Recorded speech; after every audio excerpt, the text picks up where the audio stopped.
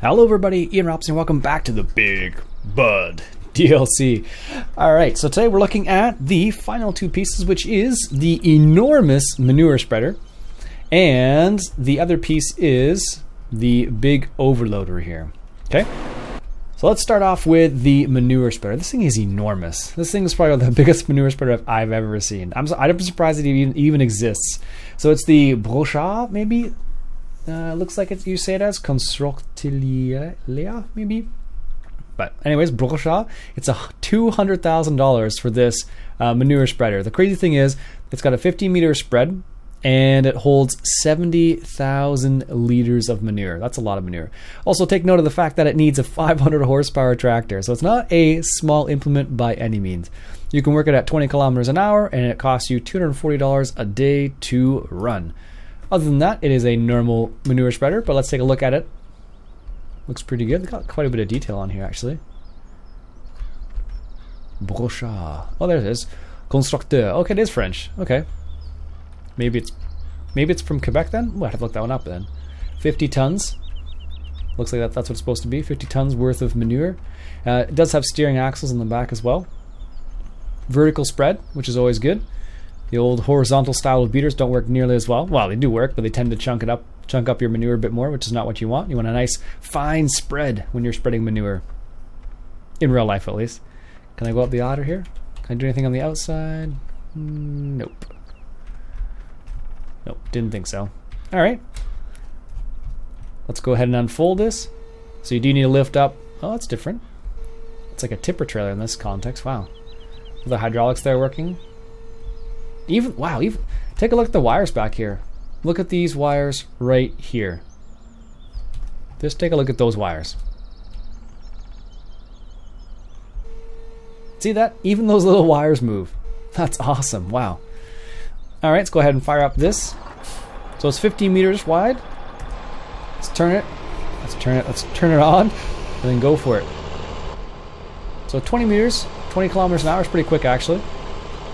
So you can probably do a pretty good chunk of a field with 70,000 liters, but you do need quite a large tractor for this. Like I said, 500 horsepower is what you need for this tractor, for this particular implement. That's because you're hauling 70,000 liters of manure, that is. And that's pretty crazy when you think about it. Nice. Looks like it's got an interesting, little bit of a different spread there. You can see the little textures at the top of the manure spreader there. And the normal bottom part of the spread is, looks like that's just, so this part down here is the normal part, but up the top there, it looks like it's added. I don't remember seeing that as often, or I never noticed it at least. Nice. There you go. That is the manure spreader. Very nice. Couple of hydraulics there. Too bad they don't hook up. That would have been kind of neat. Very nice. Check out the lights real quick here. Hazards work. Does it have a beacon? No, it does not. There you go. That's the manure spreader. That's pretty nice. Nice for those bigger style farms. Also, it takes a long time to load that up with a conveyor belt. It's just an FYI.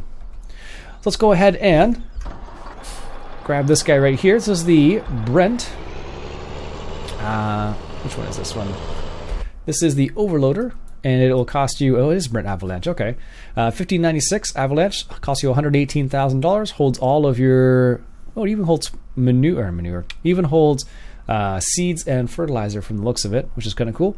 53,000 liters, so it's 10,000 liters bigger than the Bergman, which is pretty nice.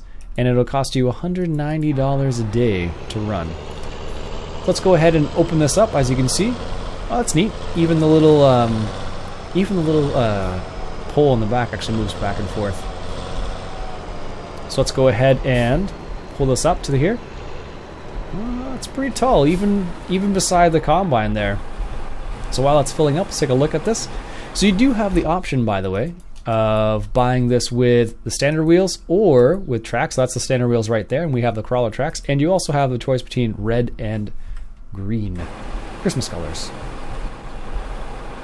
There you go. Very nice. These tracks look really awesome, by the way. Some of the nicer ones I've seen.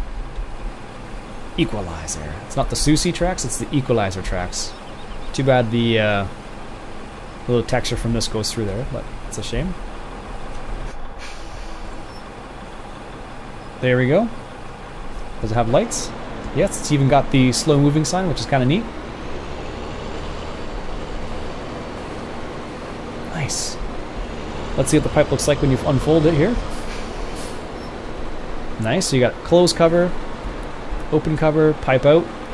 You can adjust the pipe by holding down your left mouse key and moving your mouse up and down. And by holding down your left mouse key and moving it right and left, you can adjust the tip of the pipe there. So if you want to put it that way or that way. And up and down like that. Nice, that's a really nice looking pipe. Alright, so let's test this out with a transport truck. Let's go ahead and grab a lizard. There we go. And we'll grab a tipper. Let's get the Campe Bandit just to see how this works together. Because this is going to be the test. This might be too high for this. It shouldn't be. But it might be too high. Let's go ahead and check this out. There we go. And let's see how this works together. This should be fine, but you never know. That trailer is a bit different than the European style overloaders because it's a bit lower to the ground than the ones we see, the previous ones we've seen. So let's see. Yep, that's no problem. That's what the unload feature looks like.